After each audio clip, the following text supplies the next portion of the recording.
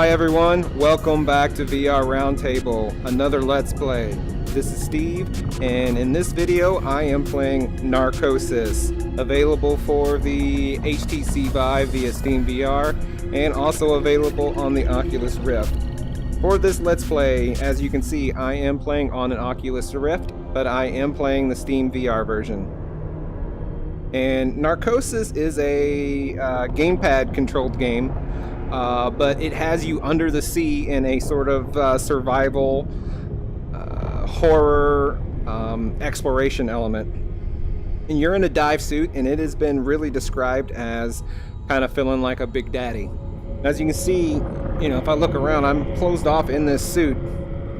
But what I really like, and I don't know if it's going to come out in this video, but really like right here, and it's sort of close up to me, is this HUD, and it just feels really good. You got the compass and your oxygen level and your thrust, and I'll show you what the thrust is later. But most of the game and everything that I'm seeing out there, it's pretty dark, and I see all the kind of the underwater spectacles that you would expect to see by having a light, and you just kind of look around and that's your light source. But locomotion is completely gamepad, so let's go ahead and... Now there's the thrust. By pulling the trigger I can kind of thrust around. But the rest of it's walking locomotion. I got pretty high oxygen. But you're constantly consuming oxygen, and you know that's what kind of gives it the survival aspect. But you also get flares, and I already have max flares. So I can deploy just look to aim, throw a flare. You know, it kind of lights up the area, and it can also kind of spook some of the enemies, I believe. Alright, so I took the flare.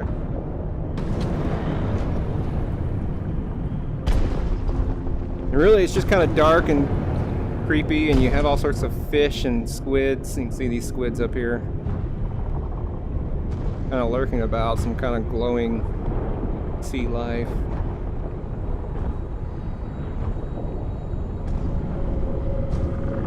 don't know if I want to go that way. And you know, so far the game has been a little creepy, but it hasn't been overly frightful. It's not like it is a game like Paranormal Activity or anything. When it's all bearing down on so many levels, it's got to be managed. You can't shake the pressure. Just make your peace with it. Don't let it take the wheel. Some fish up there, and you heard the narrator, the person you are talking there, and a lot of the story of the game is delivered that way. And the voice acting's, you know, it's not the best voice acting for a game. But for a typical VR game, which is lower budget to you know, the mainstream gaming, this is a pretty good one.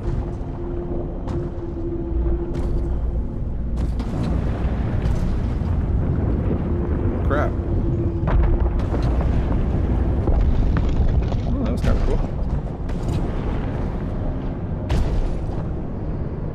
So in terms of living up to feeling like you're in a big daddy, I do think they did that. You move slow, very kind of tank-like. You can hear your large steps.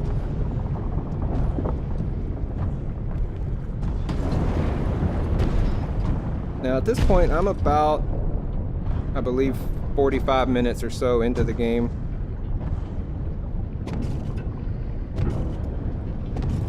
You can kind of see the breath show up on the HUD.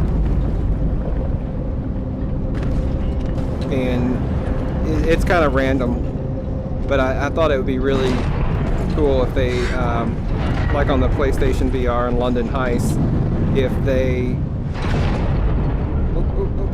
No. And I'm dead. Or am I?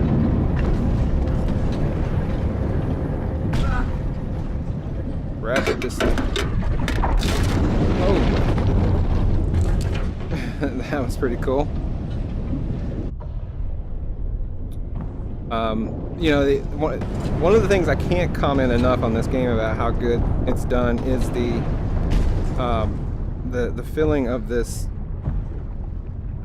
the headset or the headpiece of this dive suit and how this HUD appears. It is all really, really well done. Yeah, let's get through this.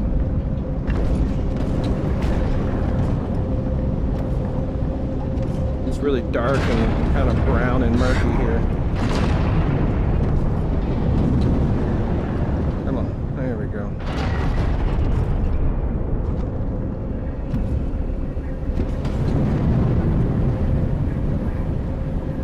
And into the pipe. Alright. Sometimes the walking is too slow, so, you know, I use the thrust a lot.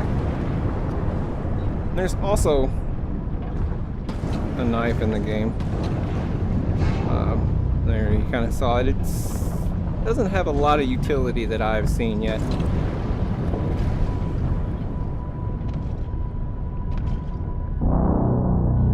And the reason you're down here is you're trying to, well, it doesn't really say what you're trying to do, but you're really trying to discover something bad's happened, and you're investigating it to figure out why.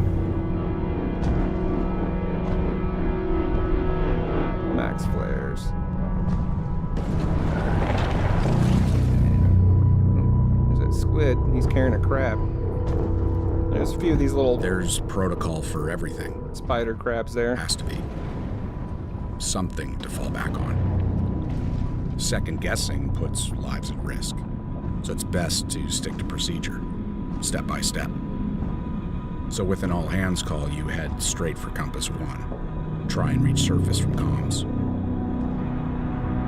So the narration is done, it's almost like the narrator was recorded after the events of the game, and he's kind of retelling it as you experience it. I want to go through some of the menu settings here, which is really nice. Settings, they have graphic settings here. I'll put it on medium just to see if I notice a difference. But you can set a render scale. I don't know how this gets down. But it also has you know, varying degrees of rotation. Head bob, I guess I have it turned off. But the developer has done, the developer is Honor Code. They have done a good job with giving this game a lot of options.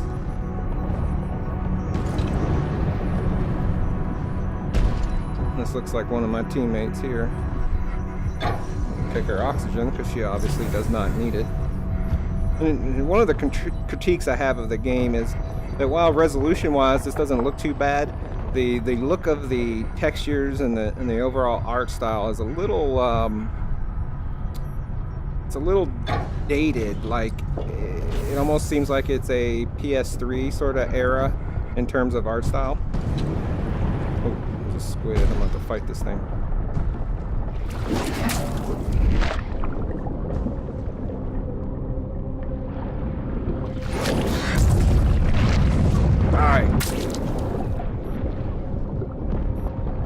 See, it says warning, elevated oxygen.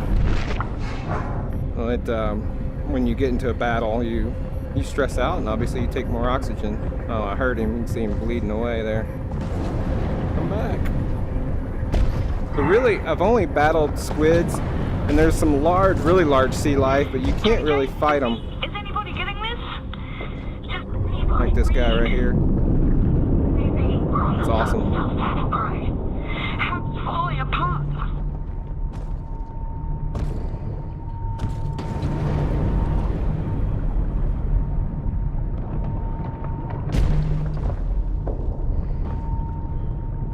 Load up on the oxygen. So anyways, I've only battled the squids, and I've come across large crabs, but I can't really fight them.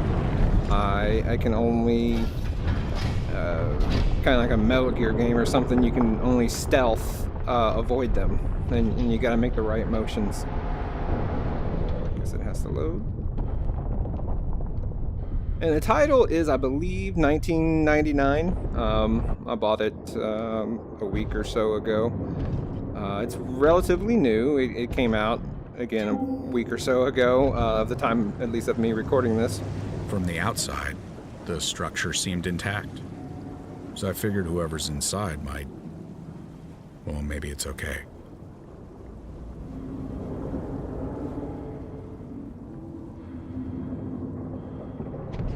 And I'm waiting to get in there. Manually override. So it's a very... We ran all kinds of drills. It's a well-made game. You know what to expect. Once I got inside, the only downfalls, I guess, familiar that I would feel give safe. it is that even though I had to, is those the genre that it first sits few in. steps weren't easy. Sorry, I'm trying to talk while the narrator's talking. It's a little misleading. So you're in this station here, and it's flooded, and obviously all your coworkers have died. But it's a really well done game. But its genre is really in that exploration sort of walking simulator way. But it's a good one. So if you like walking simulators, sorry, I can't talk, and you like horror, you'll probably enjoy this game immensely. I'm liking it a lot, but also if you like being under the ocean, and that's sort of my weakness. If a VR game puts me under the sea, I become very, very, very, very interested. In terms of horror, I haven't found anything too scary. A few little jump scares, but it's certainly not on the same plane as a chair in a room or anything like that. There's one of those big crabs. I wonder if I can hit it with a flare.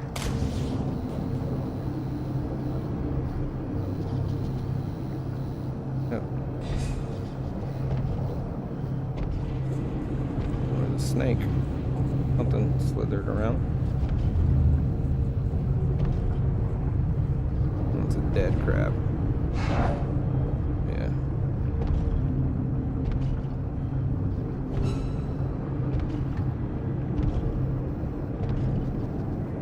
Now I know a lot of people have issues playing a gamepad type game, especially on a system with tracked motion controllers, and I don't have issues with it. If you've watched our show, I absolutely adore Resident Evil 7, and I'm more about the atmosphere and the ambiance and everything in that space more so than I am specifically how a game is controlled. There's some suction there. There it is. One of the things is, like, if you try to look outside, a lot of VR games will let you sort of break the geometry. This one won't. If you do it, it just blacks everything out. It forces you to stay in this very claustrophobic feeling of dive suit, which again is for me is probably the most well done aspect of the game.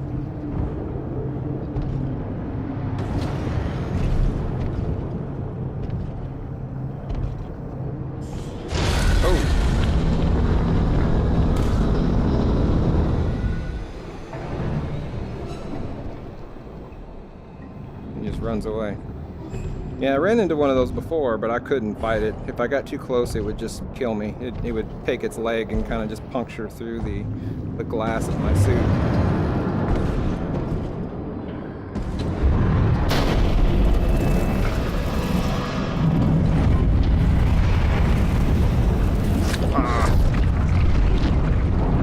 I am tapping X. Squid.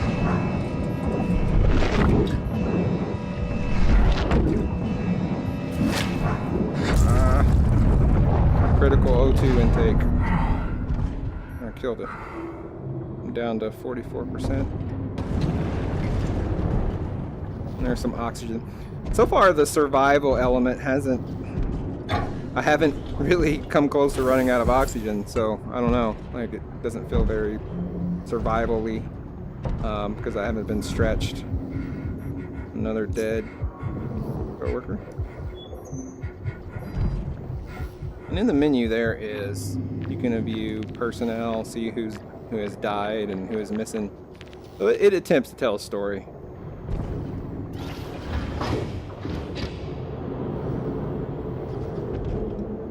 This is kind of creepy.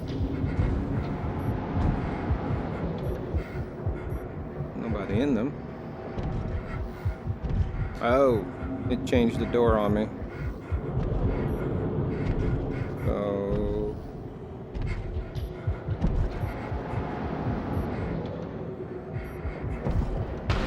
oh. That's pretty cool. Now some of the effects, this cloud here is kind of a flat texture. But it's still pretty cool nonetheless. Oh, they're like growing spider webs or something. Oh, my view is restricting. What the hell? Is it totally different? So, narcosis as a word, and I've done some scuba diving before, is basically if you have too much hydrogen or nitrogen, you can be in a narcotic state, which isn't all too different from taking drugs. So I'm gonna guess that he is hallucinating. He's suffering from narcosis. Given that's the name of the game, that's probably a solid bet, although nothing in the game has given me that narrative yet. So anyways, I'm gonna go ahead and cut this Let's Play off right here. This has been Narcosis, played with an Oculus Rift using the Steam VR version. It is also available on the HTC Vive. If you like this video, you like our channel, you like what we're doing, make sure you hit the subscribe button below. It helps us. We are also available on Twitter. You can like us there, follow us there. We are on Facebook if that's your thing. And you can send us a comment or a question via email at vrroundtable@gmail.com. And thanks again, and we'll see you next time. Later.